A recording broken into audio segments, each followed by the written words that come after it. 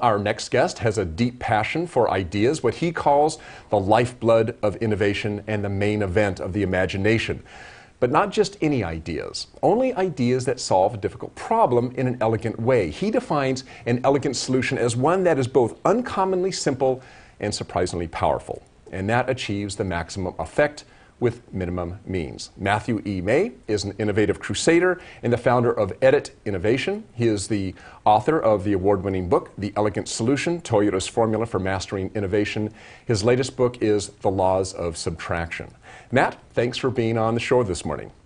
Thank you. It's good to be here. And, you know, I have a background at Toyota, so I was enjoying your talk of A3s, and I bet you don't know why the A3 came about in the first place. I would love to know. Actually, tell us. Give us a story.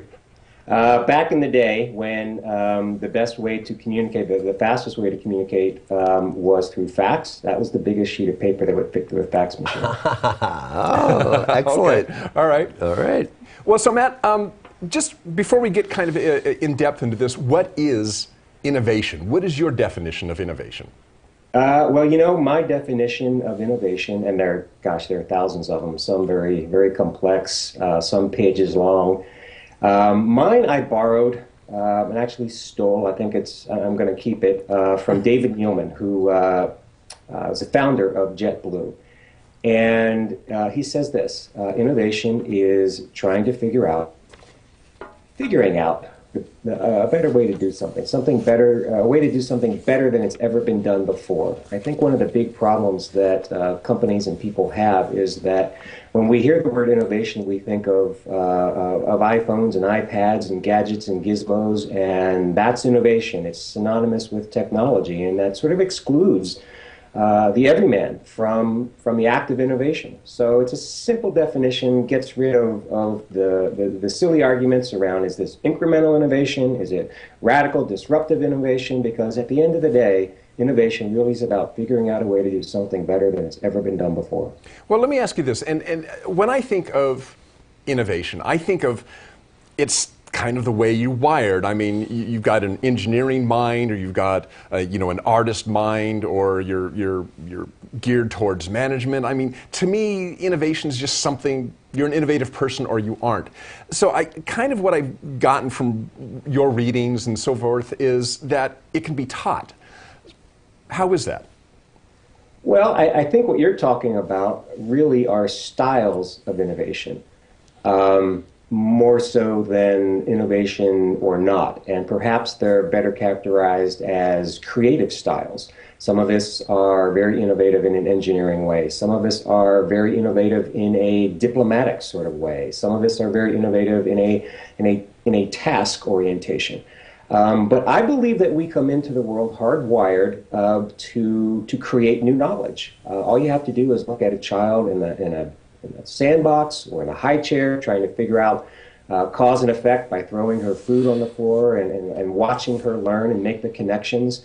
Or catch yourself cleaning out your garage the next time, and by the time you're done, you've come up with a new and innovative way to cover that, your own system, really, of covering that ground. So I do believe that innovation is something we come into the world with, and by and large, when we get into the school system, it gets slowly diluted. And the notion of chasing down answers to questions that we come up with is supplanted by chasing down the right answer for a specific question provided by the teacher.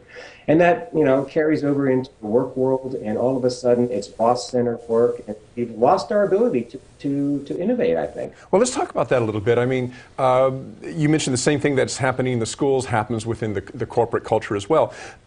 Isn't a certain amount of that due to fear?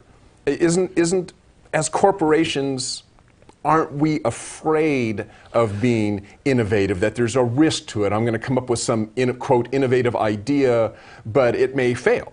Yeah. Yeah, I think that if you don't have a system of innovation, principles of innovation, a rigorous way to decrease the risk of an idea, in a systematic way, then it does become daunting. And you think about the folks that are at the very top of an organization. They've got a lot invested in the ideas and the balance sheet, if you will. And of course they're going to hold on to that. But I think that we are learning through, the Toyotas of the world, the lean startup methodology in the entrepreneurial environment, that there are ways to decrease risk and think very, very lean-like around innovation, carrying out very quick, very cheap, very speedy experiments to decrease the kind of risk. The risk comes from spending a lot of resources, a lot of time, a lot of money, a lot of manpower, building up a fancy solution that falls flat on its face because you haven't done the kind of homework that it takes to get out into the real world and do minimally viable tests to see if there's merit to the idea in the first place.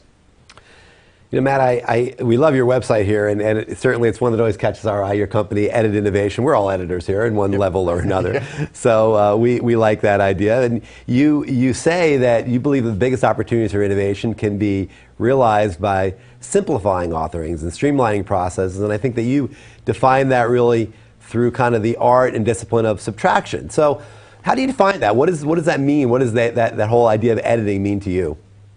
Well, you're right. Editing and subtraction are sort of what I'm all about. And the notion of subtraction caught my eye, not just through the 8 years of very hard work I had with Toyota, where it was a lean environment, where we were constantly trying to maximize effect with minimum means. But what really caught my eye was a little book called The Laws of Simplicity.